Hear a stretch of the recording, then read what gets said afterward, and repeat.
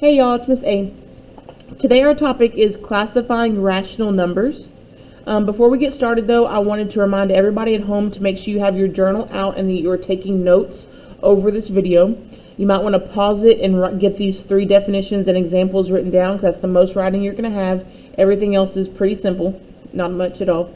But you want to make sure you're taking notes because when it comes to an assignment or whatever it is you're working on, you don't want to have to go back and rewatch a video. You want to be able just to pull out your notebook, open up to your notes, and use those examples if you need it. So please make sure you're writing everything down that we have here. My in-person kids, y'all have this paper in front of you, so just make sure you're following along and filling in everything that I fill in. So let's get started. The first word we're going to look at is whole numbers, probably the category you're most familiar with. Whole numbers are all of your counting numbers, including 0. So when we count, we don't count by -1, -2, -3. We count by 1, 2, 3, 4, 5, and so on. And whole numbers also include 0. These are only positive numbers. You're not going to find any negative as a whole number. And there are no fractions or decimals. There is a special exception here, which we're going to talk about in just a minute, but we'll get to that. Whole numbers, like I said, are positive, your counting numbers, and they include the number 0. Okay, no fractions or decimals. The only exception to a fraction is if it's an improper fraction, meaning the bigger number is the numerator. So for example, 10 over 2. If I had that improper fraction 10 over 2, that really means 10 divided by 2, which would equal 5. So that's the only exception to when you'll have a fraction as a whole number. You don't see it very often, but I do believe we've seen it one time on a district test. So only time it is if it's improper and it divides into a whole number. So whole numbers, the way I think of it, are your what you can call an order pizza. You can order 1 whole pizza, 2 whole pizzas, or 3. You could order 17. You could order 125 if you wanted to. They think you're crazy. But any of these numbers are whole numbers. They're your positive counting numbers, including the number 0. Integers are all whole numbers, so it's everything listed here, but it also includes their opposites. The opposite of a positive is a negative. So 1 and -1 are opposites. 2 and -2 are opposites. 3 and -3. Notice that there are dots in the front and there are dots in the back, showing that it's going to keep on going with your negatives. So -4, -5, -6, -7, and so on. And the same thing with your positives. 3, 4, 5, 6, 7, 8, 9, and keep on going. Integers can be positive or negative. So a lot of times kids get confused because they think an integer has to be negative, but that's not the case. Again, there's no fractions unless it's that special circumstance like we have here where it divides into a whole number, and there's no decimals. So one thing I remember with integers are your numbers that are on a number line. So number line numbers.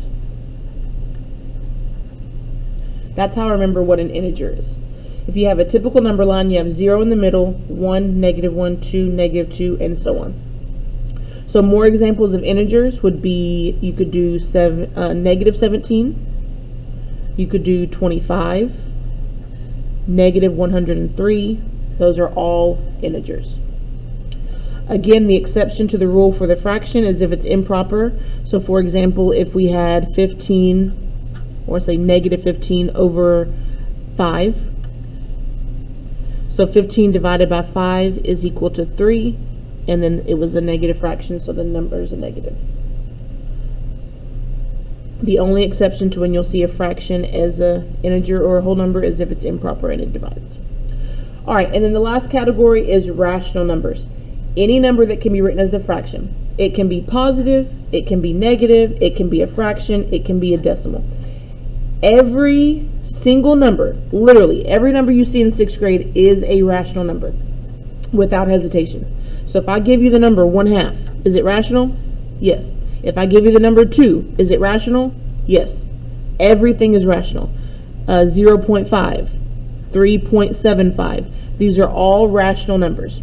Now this one, number 2, is also an integer and it's also a whole number. We're going to get to that when we see our Venn diagram here in a second.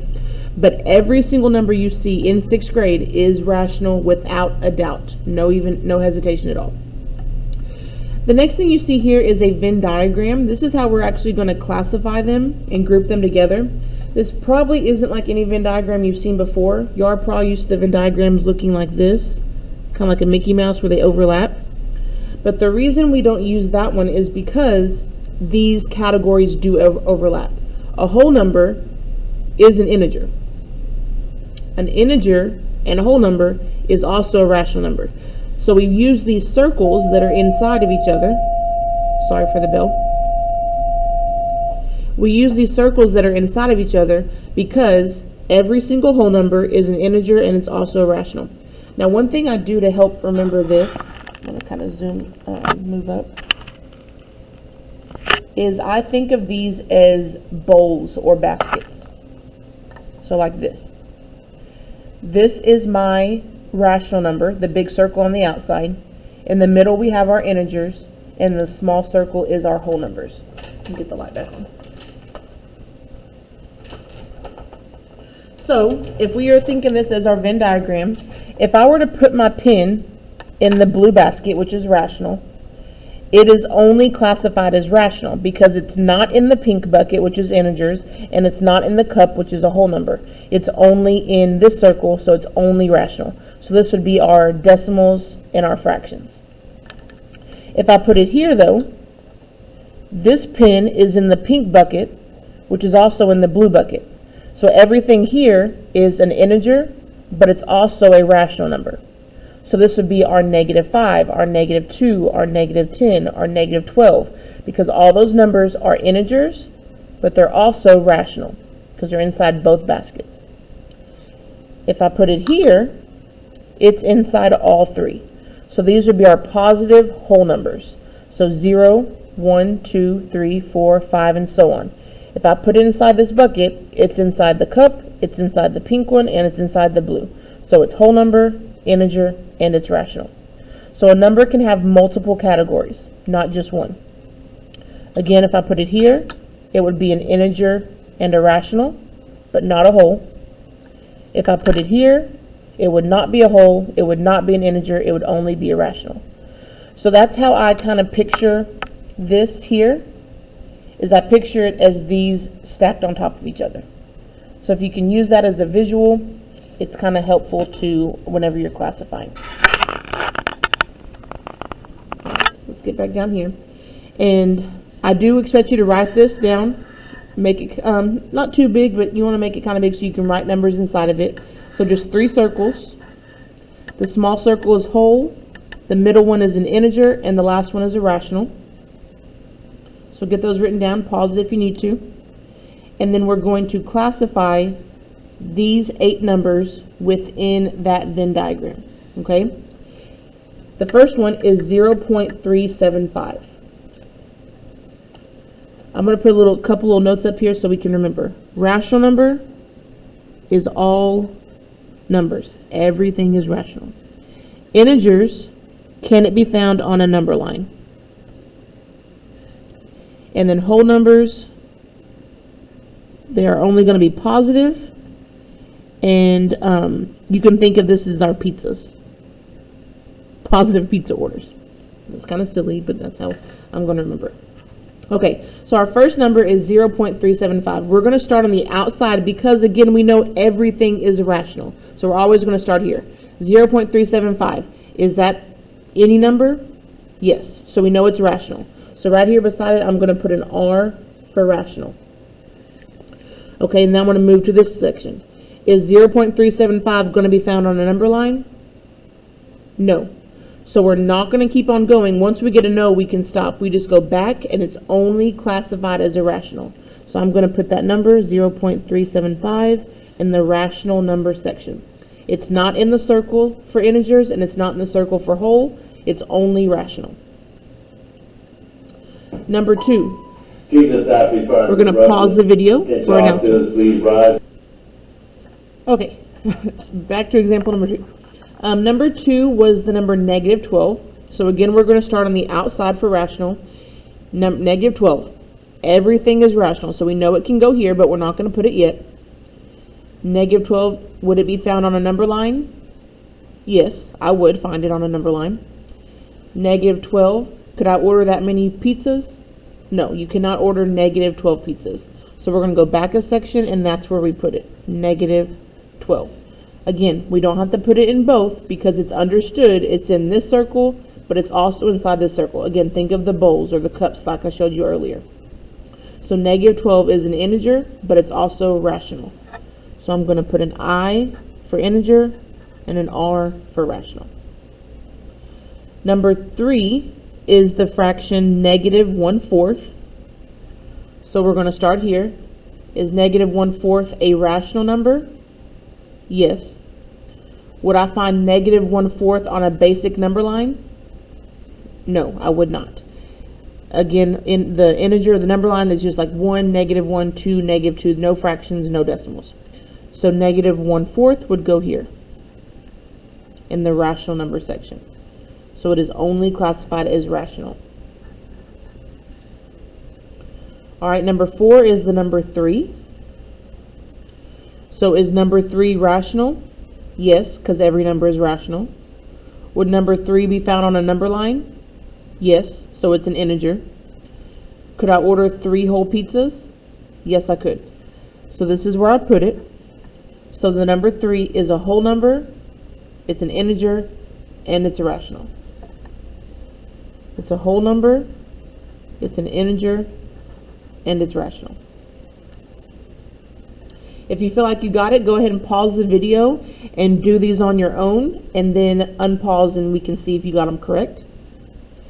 Number 5 is the number negative 4.5. So negative 4.5, is it rational? Yes, everything's rational. Would negative 4.5 be found on a number line? No, because it has the decimal 0.5. So negative 4.5 would go here, and it's only considered rational. So put an R for rational.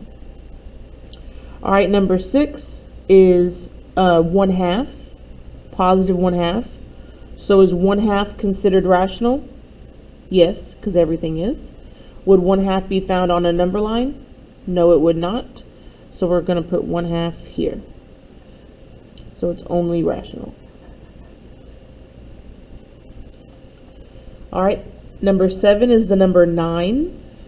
Is 9 rational? Yes, because everything is. Would 9 be found on a number line? Yes, it would. Could I order 9 whole pizzas? Yes, I could. So we put the 9 here. So 9 is considered a whole number, an integer, and a rational.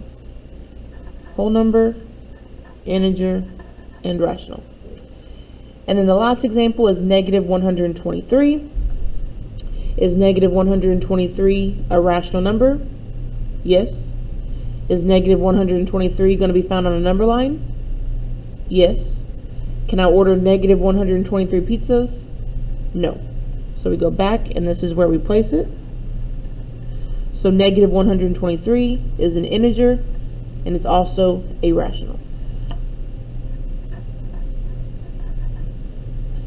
And that's all there is to it, guys, for classifying rational numbers. Again, remember there's 3 categories: whole number, integer, and rational. Make sure you refer back to your examples. Look at this Venn diagram. Think of those baskets. The baskets, I think, are really helpful when you think of in terms of what it is. Anyway, hopefully this was somewhat easy. Please let me know if y'all have any questions or need help with anything. Y'all have a great day. See you later. Bye.